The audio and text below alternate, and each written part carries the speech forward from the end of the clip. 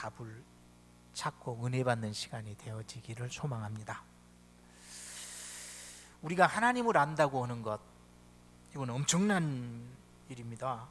하나님을 알고 하나님을 아버지라고 부른다고 하는 것, 이건 정말 엄청난 겁니다. 그런데 세상 사람들은 하나님을 아는 것보다 시장을 아는 것을 더 큰 힘으로 생각합니다. 하나님하고 가까운 것보다 경찰서장하고 알고 지내는 것을 훨씬 더 대단한 것으로 생각을 합니다. 하나님의 자녀가 된다고 하는 것을 하찮게 생각을 합니다. 더 나아가서 하나님의 자녀들을 핍박하고 조롱하기까지 합니다. 그래서 하나님의 자녀들은 영광의 자리에 들어가기까지는 고난이라고 하는 값을 치르지 않으면 안 됩니다. 많은 사람들이 아무런 고난도 아무런 시련도 없이 그냥 평안하게 사는 것을 복이라고 생각을 합니다. 그래서 할 수만 있으면 고난은 피해 가려고 애를 씁니다. 그러나 고난이 없는 인생은 없습니다. 하나님의 자녀들도 마찬가지입니다. 하나님의 자녀들에게는요, 하나님의 자녀들이기에 하나님의 자녀에게 주어지는 짐이 더해지기에 믿지 않는 사람들보다 고난이 오히려 더 많습니다. 코로나19로 인해서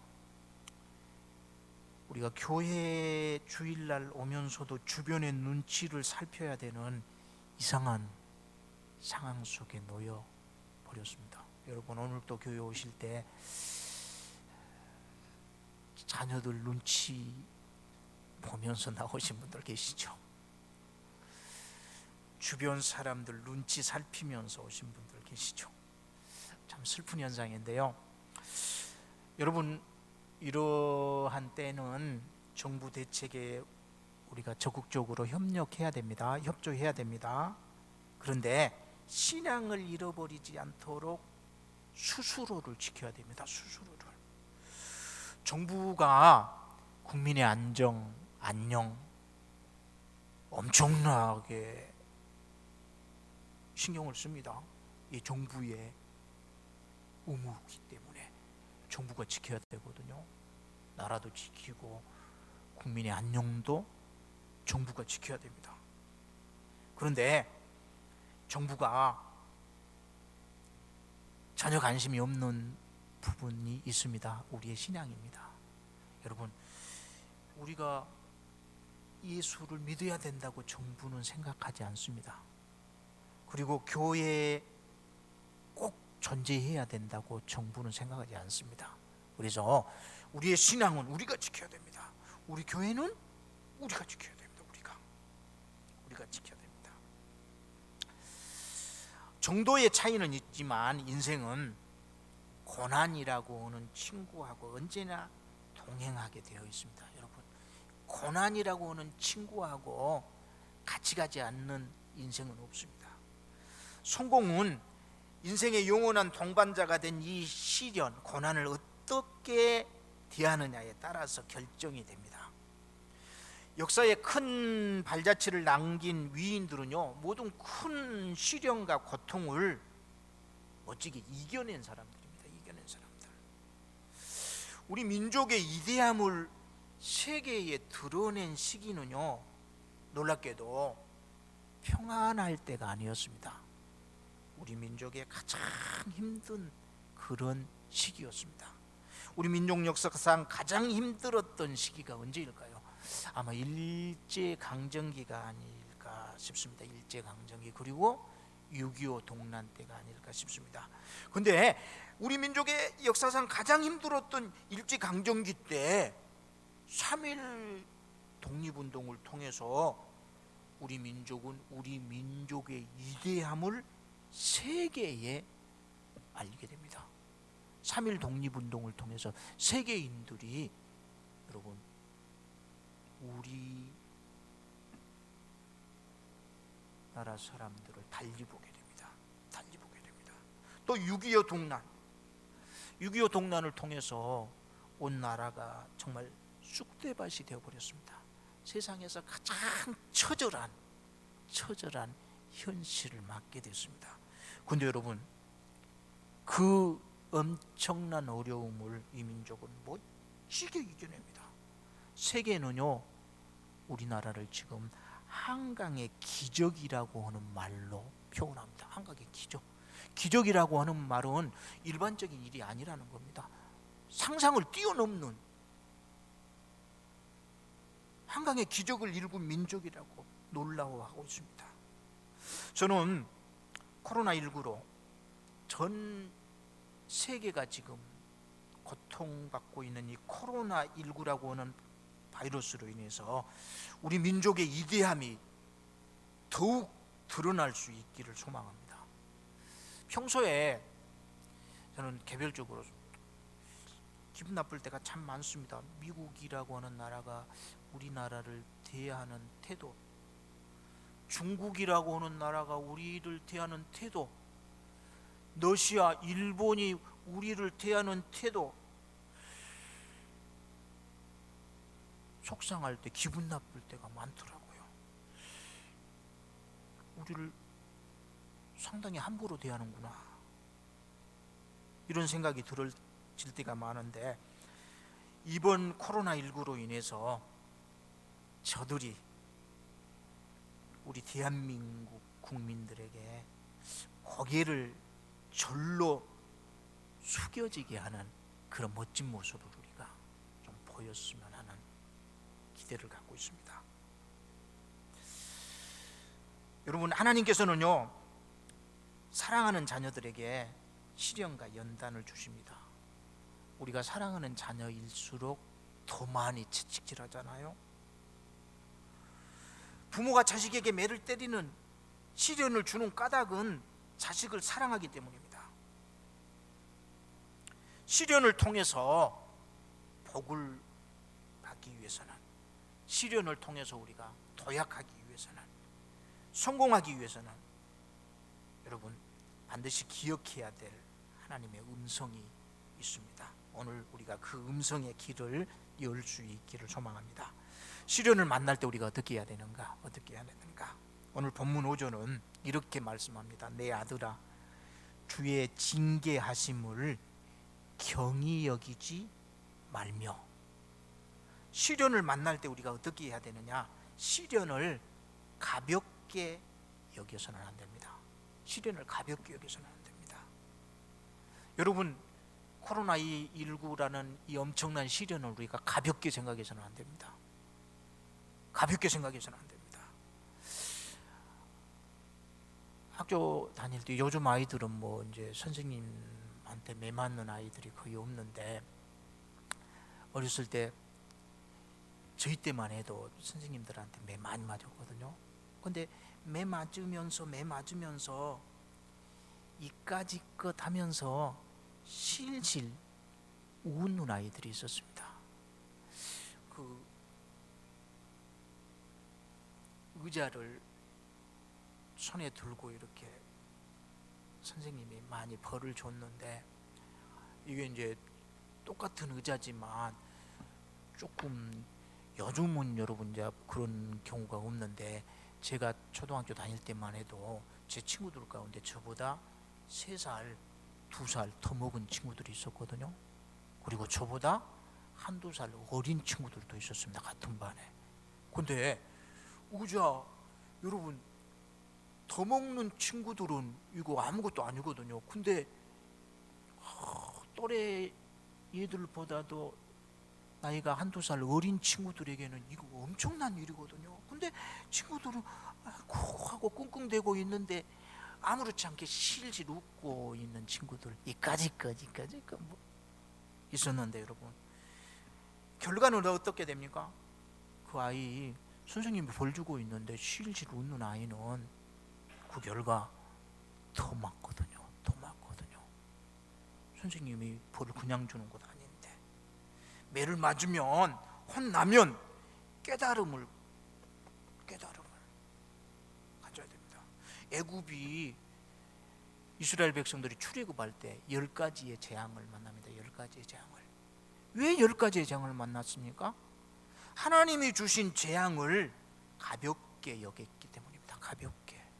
여러분, 우리에게 주어진 개인적인 아픔, 여러분, 우리가 공동체적으로 당하는 이 아픔 속에서 정말 깊은 깨달음을 우리가 얻어야 됩니다. 가볍게 여긴다면 10가지 재앙으로 연결이 됩니다. 고난을 통해서 주님이 주시는 메시지를 발견해야 됩니다. 저는 코로나19 사태를 겪으면서 개별적으로 이런 메시지를 받습니다. 까불지 말라. 하나님께서 우리 모든 인간들에게 까불지 말라고 하시는 것 같아. 까불지 말라. 좀 속된 표현인데 한 방이면 훅 간다, 이런 말씀을 주시는 것 같아. 연목산도 까불어서는 안 된다. 여러분, 물질적으로 좀 안정됐다고 해서 까불어서는 안 됩니다. 한 방에 훅 갑니다. 힘 있다고 해서 까불어서는 안 됩니다. 까불어서는 안 됩니다. 겸손해져야 됩니다. 여러분, 이 재앙을 통해서 우리가 이 음성들을 들어야 됩니다. 어떤 목사님 책에 이런 얘기를 소개하더라고요. 집사님 하나가 교통사고가 나가지고 연락이 왔대요. 목회하면서 여러분, 이런 연락 받으면 목사들 정말 앞이 깜깜해집니다. 젊은 집사인데 교통사고가 났다. 병원으로 뛰어갔더니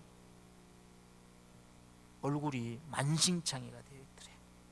온통 붕대로 칭칭 온 얼굴을 다 감먹고 한쪽 눈만 이렇게 드러내놓고 있더래요. 말이 안 나와서 목사님 기도하다가 말씀이라도 하실 수 있나 싶어가지고, 집사님 대체 어떻게 된 일이에요? 이렇게 물었더니 그 집사님이 말을 하더래. 뭐라고 하셨느냐면, 목사님, 우리 하나님께서 너무 오랫동안 참아주셨어요. 그렇게 얘기를 하더래. 하나님, 우리 하나님이 저한테 너무 오랫동안 참아주셨어요. 깨달은 거예요. 그렇게 말씀 피우고 주님의 날도 구별하지 아니하고 그렇게 함부로 살아왔는데, 그렇게 믿음의 사람답지 않게 살아왔는데, 이 아픔을 통해서 깨달음이 와서 하나님, 우리 하나님이 저한테 너무 오랫동안 참아오셨습니다. 그렇게 얘기를 하시다. 여러분, 아픔을 통해서 우리 자신들을 더 깊이 있게 들여다볼 수 있기를 우리 주님의 이름으로 축원합니다. 그러면서 우리 하나님은 또 이렇게 말씀하십니다. 5절에 그에게 꾸지람을 받을 때에 낙심하지 말라. 가볍게 생각해서는 안 됩니다. 그런데 낙심해서도 안 됩니다. 낙심해서도. 벌 좀 받았다고 다 끝났다고 생각하고 여러분, 모든 걸 포기해버리면 정말 끝나버린 겁니다. 사탄이 우리 인생을 넘어뜨릴 때 가장 자주 사용하는 무기가 있는데, 그게 여러분 낙심입니다. 낙심. 사탄은 우리를 늘 낙심하게 만듭니다. 그래서 사탄이 늘 하는 소리가 너는 이제 끝났어, 이 소리입니다. 너 끝났어. 코로나19로 넌 끝났어. 여러분, 근데 끝난 게 아닙니다. 이 사탄의 소리에 속아서는 안 됩니다. 여러분, 낙심하다가 포기하게 되거든요. 누가 원하는 겁니까? 사탄이 원하는 겁니다. 이걸 버려야 됩니다. 어떤 분이 영어 강의를 하면서 재밌는 얘기를 해서 저도 늘 하는, 포기란 배추 셀 때나 쓰는 말이다, 이 말을 꼭 하더라. 배추 한 포기 두 포기 하잖아요. 포기는 배추 셀 때나 쓰지, 포기란 단어를 내 삶에서 던져버리라는 겁니다. 여러분, 포기하면 끝납니다. 포기해서는 안 됩니다. 교육의 사망 선고가 뭡니까? 포기입니다. 너는 더 이상 안 돼. 포기. 끝나버린 겁니다. 전도의 사망 선고, 포기입니다. 포기. 저 사람은 안 돼. 꿈의 사망 선고, 포기입니다. 포기. 아침에 제가 이름이 갑자기 또 생각이 나지 않는데, 골프 선수, 유명한 선수 있잖아요. 저 완도 출신 최경주 선수의 제가 그 영상을 좀 봤는데, 이 최경주 선수가 안도 수산고등학교, 우리 김병육 장로님이 그 행정실장으로 근무하셨던 그 학교 다니다가 골프를 했거든요. 골프를. 우리 최경주 선수가 우리 오승진 장로님하고 전부 그 중학교 같은 동문입니다. 근데 수산고등학교 그때 당시 그 나오면 주로 뭘 했느냐면 어업가를 나오면 배를 탔습니다. 배를. 그 양식가를 나오면 이제 고기를 키우고 하는데, 어업가를 나오면 주로 배를 탔는데, 무슨 배를 탔느냐? 주로 언양어선을 탔습니다. 언양어선을. 2학년까지 다니고 3학년 때는 거의 실습 나갑니다. 언양어선 실습 나가면 엄청 고생하더라고요. 언양어선 여러분, 정말 우리가 생각할 수 없는 극한 직업입니다. 보통 잠을 4시간 정도밖에 못 잔다더라고요. 근데 최경주 선수는 동네 사람들이 너 수고 왔으니까 언양어선 타가지고 엄마 아버지한테 효도해라. 자기는 골프를 하고 싶은데, 골프하면 사람 버려야 네가 돈이 있냐 뭐가 있냐 그러면서 그래서 엄청 갈등이 나더라고요. 근데 골프에 대한 꿈을 포기할 수가 없었대. 포기하지 않으니까. 와, 여러분, 제가 한순간 그분이 자기 꿈을 포기하고 언양어선 탔더라면 그의 삶이 어떻게 달라졌을까? 제가 지난 주일 말씀드렸잖아요. 우리 김행자 권사님이 그 꺾어져 있는, 밟혀서 끝나버린 줄기인데 저는 안 됐다 그렇게 생각했는데, 지금 여러분 지난 주일날 보니까 그 권사님이 세우는 그 작약이 잘 크고 있어요. 꽃을 볼 겁니다. 여러분, 꽃을. 포기하지 않으면, 여러분, 포기라고 하는 단어를 여러분의 삶에서 한번 멋지게 던져버리시기를 바랍니다. 가룟 유다가 여러분 얼마나 형편없는 사람으로 역사에 기록이 됩니까? 예수님을 팔아먹은 제자였잖아요. 그것도 은 30에. 근데 가룟 유다가 예수님을 왜 팔게 됐을까? 돈 때문일까요? 저는 아니라고 생각합니다. 포기했기 때문입니다. 포기했기 때문에. 가룟 유다는 뭘 꿈꾸었던 사람이냐면 유대의 해방을 꿈꿨던 사람입니다. 유대 나라가 로마의 식민지였거든요. 우리가 일제강점기를 겪을 때 우리 민족의 선각자들은 민족 해방을 꿈꿨는데 가룟 유다도 민족 해방을 꿈꿨던 사람입니다. 그래서 누가 이 암울한 우리 민족의 이 역사를 깨트려 줄까? 보다 보니까 예수님이라고 하는 분이 눈에 들어온 겁니다. 저분이라면 우리 민족을 로마의 압제에서 해방시켜 주실 수 있겠다 싶어서 예수님을 따랐습니다. 그런데 예수님 따르다 보니까 자기가 생각했던 예수님이 아닙니다. 민족을 해방시켜 줄 그럴 분이 아닙니다. 예수님 십자가 지시겠다는 겁니다. 민족 해방이 아니라 인류를 죄로부터 구속해 주시겠다고 하는 겁니다. 그러면서 예수님은 십자가를 향해서 나아가시는 겁니다. 자기가 꿈꿔왔던 유대 민족의 해방과는 관계가 없는, 그래서 저분도 아니구나. 우리 민족은 어차피 우리 시대의 해방은 틀렸구나. 포기해버립니다. 꿈을 포기해버리니까 예수님을 세상의 은삽십에 팔아버린 겁니다. 사랑하는 성도 여러분, 어떤 고난을 여러분들이 겪든지 가볍게 여기지 마십시오. 그리고 여러분 낙심하지 마십시오. 그리고 시련을 통해서 한상에서 깨어나시기를 바랍니다. 고난을 통해서 우리가 한상에서 벗어나야 됩니다. 한상에서 실존주의 철학자 키에르케고르가 했던 얘기입니다. 한 극장에서 쇼가 진행이 되고 있었습니다. 쇼.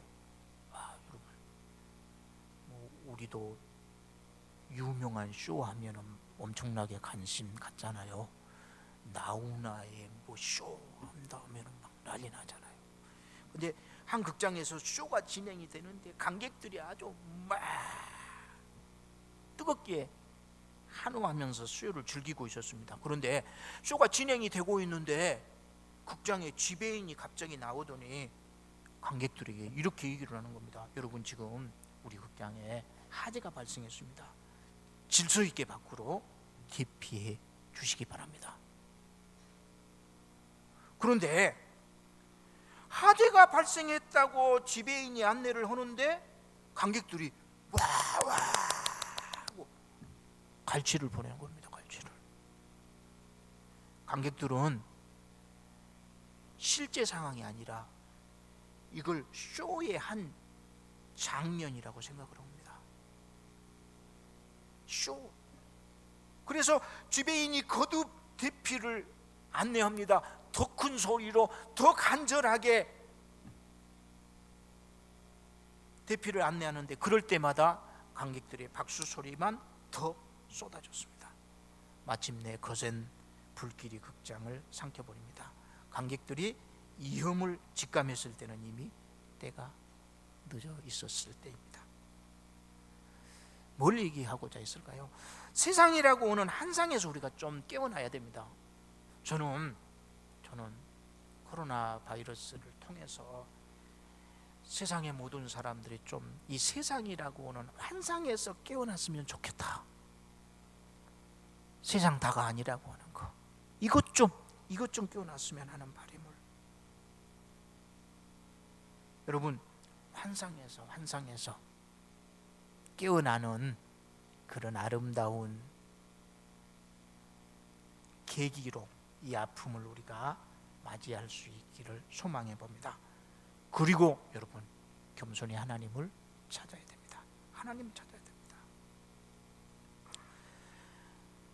영국의 요한 웨슬리 목사님이 한 청년하고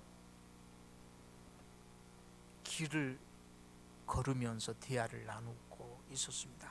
이 청년은 시작했던 사업 실패하고 크게 낙심하고 있었습니다. 근데 한 목장 옆을 지나는데 목장 안에 소 한 마리가 담에서 고개를 이렇게 쳐들고 있었습니다. 여러분, 동물들은 고개를 들어서 하늘을 쳐다보는 경우가 없습니다. 거의 없습니다. 돼지가 여러분 거기 이렇게 쳐드는 거 여러분 보셨습니까? 염소는 가끔 쳐들더라고요. 워낙 높은 데를 좋아하는 짐승이어가지고 소도 잘 안 쳐듭니다. 근데 이 소가 이렇게 쳐들고 있더래. 그래서 예술리 목사님이 그 청년에게 물어봅니다. 왜 저 소는 고개를 저렇게 쳐들고 있을까? 그러니까 청년이 보니까 앞이 이렇게 딱 막고 있으니까 안 보이니까 이렇게 쳐들고 있을 뿐이거든요. 그러니까 목사님 담 때문에 앞이 안 보이니까 고개 들고 있잖아요. 그러니까 그때 목사님이 그런 얘기를 합니다. 살다 보면 내 힘으로 해결할 수 없는 문제를 담을 우리는 만나게 된다네. 이럴 때는 우리가 어떻게 해야 되겠어? 이렇게 물어봅니다. 담 만나면 소도 하늘을 쳐다보는데 담을 만나면, 인생의 담을 만나면 하늘을 쳐다봐야 되지 않겠는가? 하나님을 찾아야 되지 않겠는가? 하는 말씀이었습니다. 여러분, 이러할 때일수록 우리가 하나님을 찾아야 됩니다. 하나님을 찾아야 됩니다. 교회가 정부의 권고대로 같이 모여서 뜨겁게 기도할 수 있는 그런 환경은 지금 아닙니다. 그런데 더욱 하나님 앞에 간절하게 여러분 부르짖는 기도를 드려야 될 때가 지금입니다. 마더 테레사는 이런 얘기를 합니다. 고통은 성장의 법칙이다.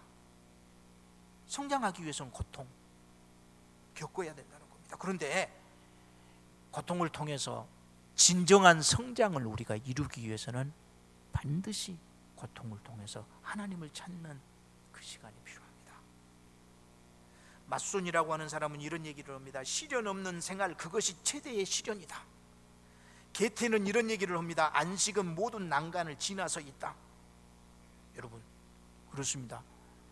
고난은 복의 통로입니다. 그런데 고난이 진정한 복이 되기 위해서는 이 고난을 통해서 우리가 하나님을 찾을 때만이 가능합니다. 진정으로 우리 세운 가족들은 지금까지 우리가 경험해 보지 못한 이 시기를 통해서 더 깊이 있게 주님을 바라보고 더 간절하게 주님의 도움을 구할 수 있기를 우리 주님의 이름으로 축원합니다. 그러면 고난은 분명히 복으로 연결이 됩니다. 미국의 알라바마주에 바구미라고 하는 동상이 세워져 있답니다. 이 바구미 동상, 바구미가 뭐냐면 곤충인데 곤충 아주 그 농부들에게는 아주 귀찮은 곤충인데 이 곤충 동상이 세워져 있답니다. 왜 이 동네에 곤충 동상이 세워지게 됐느냐 하면 그곳이 유명한 목화 재배지였답니다. 목화 재배지. 이 동네 사람들은 전부 목화를 재배해가지고 이 목화 농사를 지어가지고 먹고 살았대요. 근데 어느 해 이 바구미라고 하는 곤충이 떼거지로 몰려 들어가지고 완전히 농장을 항폐화시켜 버렸답니다. 그래서 그 지역 사람들이 목화 농사를 망쳐버리게 됐대요. 망쳐버리게. 얼마나 이 바구미가 미웠겠습니까? 그런데 많은 사람들이 목화 농사를 망쳐버리고 절망하고 포기하고 그 지역을 떠났는데 몇몇 사람들은 다른 생각을 하게 됩니다. 바구미 때문에 우리가 목화를 생산할 수 없게 되었으니까 다른 걸 해보자. 다른 걸. 그래서 목화 대신에 커피하고 땅콩을 심었답니다. 그랬더니 목화 농사 지은 것하고는 비교할 수 없는 수입을 얻게 된 겁니다. 그래서 부자 동네가 되었답니다. 그래서 자신들에게 축복의 기회를 가져다 준 바구미 바구미 네가 아니었으면 우리가 어찌 이 생각을 했겠느냐. 고맙다. 그래서 바구미 동상을 세웠대요. 여러분, 우리가 이 코로나 종국을 정말 하나님을 진지하게 바라보는 믿음의 시각으로 거듭나는 계기로 극복한다고 하면 우리 코로나 이 바이러스의 그 형상 우리 다 알고 있잖아요. 그걸 아마 기념비로 세워놓고 코로나 고맙다. 네 때문에 인류가 하나 될 수 있었다. 네 때문에 우리 모든 인류가 하나님을 바라보게 되었다. 너 때문에 우리 모두가 서로를 이해해 주면서 하나 되는 길을 걷게 되었다. 이렇게 아마 코로나 바이러스를 향해서도 고맙다고 하는 얘기를 할 수 있는 날이 우리가 어떻게 이 시기를 보내느냐에 따라서 달라지게 될 수 있을 겁니다. 사랑하는 성도 여러분, 사랑하는 성도 여러분, 하나님 바라보십시다. 하나님 가볍게 여겨서는 안 됩니다. 그런데 낙심해서는 더 안 됩니다. 세상이라고 하는 한상에서 깨어나서 하나님을 찾는 기회로 삼아야 됩니다. 그리고 한 걸음 한 걸음 하나님의 말씀대로 우리가 살아가야 됩니다. 한 걸음 한 걸음. 하나님께서 아브라함에게 고향을 떠나라고 말씀하십니다. 그리고 땅과 아들을 주시겠다고 하셨습니다. 그런데 100세가 될 때까지 아들을 주시지 않았습니다. 너무나 힘든 시간이었습니다. 그런데 100세의 아들을 주십니다. 이제 그 아들이 좀 커서 장가 보낼 만큼 되었는데 바로 그때 하나님께서 아브라함에게 말씀하십니다. 이 아들을 내가 너에게 지시한 산에 가서 나에게 제물로 바쳐라. 벼락 같은 말씀입니다. 하늘의 별처럼 바다의 모래처럼 주신다던 자손들을 그렇게 주신다는 하나님의 약속은 어떻게 됩니까? 그러면 살인하지 말라고 하신 계명은 어떻게 됩니까? 도대체 이해가 안 됩니다. 그러나 아브라함은 하나님 아버지의 말씀이었기 때문에 순종합니다. 순종합니다. 그때 예수 그리스도의 모형, 예수 그리스도의 예표 이삭을 그렇게 인정해 주며 하나님께서 아브라함에게 진짜 복을 주십니다. 이제야 내가 나를 사랑하는 줄 아노라. 내 후손 가운데서 메시아가 태어나리라. 사랑하는 우리 세운가족 여러분, 하나님이 주신 아픔입니다. 가볍게 여기지 마시고, 그러나 낙심하지 마시고, 내가 지금 세상이라고 하는 한상에서 깨어나야 되지 않겠는가? 여러분을 스스로를 돌아보면서 한상에서 깨어나 하나님을 진지하게 찾고 하나님 앞에 바른 모습으로 서서 하나님이 주시는 거룩하신 말씀대로 남은 우리의 삶의 한 걸음 한 걸음을 내디딜 수 있기를 우리 주님의 이름으로 축원합니다. 다 같이 일어나셔서 우리 찬송하겠습니다. 262장입니다.